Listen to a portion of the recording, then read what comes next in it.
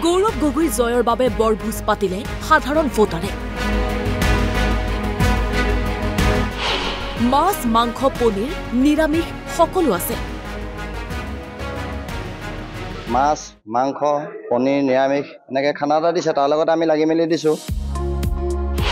প্ৰায় 1200 মানুহে উদৰ পুৰাই খাইছে। এজন নেতাক কিমান ভাল পালে এনেকুৱা কাম কৰিব পাৰে কোনো ব্যক্তিয়ে। এইজন তিতাবৰৰ কোবাহলা চাহ বাগিচাৰ শংকৰ ৰাও।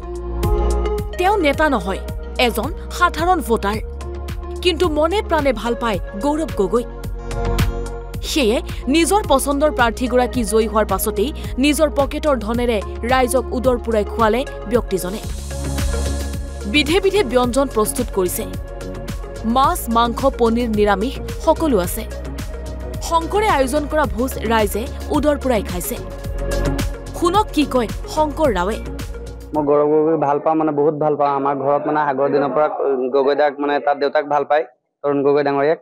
এতিয়া ধৰ তাক ভাল পোৱাৰ কাৰণে আমাৰ যোৰহাট সমষ্টিত ভালকে জিকিছে, ভোটত যথেষ্ট ভোটত জিকাৰ কাৰণে মই মোৰ ফালৰ পৰা খানা এটা আয়োজন কৰিছোঁ।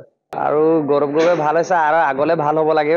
আৰু খানাটো এতিয়া হৈছে কুকুৰা মাংস হৈছে আৰু মাছ হৈছে, আকৌ দালি, ভাত আৰু পনীৰ, আকৌ বুট এনেকৈ কৰি ভাতটো দিয়া হৈছে।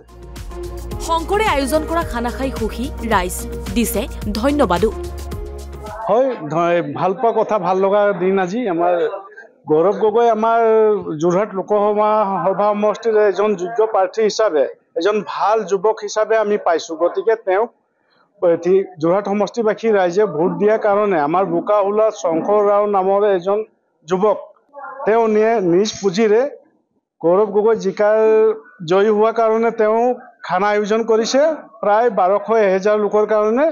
গতিকে সেই খানা আয়োজন কৰাৰ কাৰণে ৰাইজে খুব ভাল পাইছে আৰু লগতে মুৰ্গী মাংস যোগাৰ কৰিছে, মাছৰ যোগান কৰিছে, নিৰামিষ খোৱাসকলৰ পনীৰ আয়োজন কৰিছে।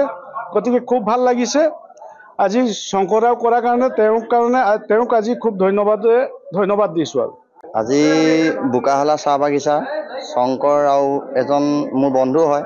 তেখেতে মানে আমাৰ যোৰহাট সাংসদ মানে গৌৰৱ গগৈ জিকাৰ কাৰণে মানে ভোজৰ আয়োজন কৰিছে, খানা এটা দিছে, সকলো ৰাইজকে দিছে। ইয়াত ৰাইজ মানে 1000-1200 আহিব আৰু ইয়াত মানে মাছ, মাংস, পনীৰ, নিৰামিষ এনেকৈ খানা এটা দিছে, তাৰ লগত আমি লাগি মেলি দিছোঁ। গৌৰৱ গগৈ এজন ভাল সাংসদ, সেইটো কাৰণে আমাৰ বহুত ভাল হৈছে। তাৰ আনন্দ, তাৰ ফূৰ্তিতে আমি এই খানাটো আয়োজন কৰিছোঁ আৰু তাৰ লগত ময়ো সহায় কৰি দিছোঁ লগতে লগৰ কাৰণে।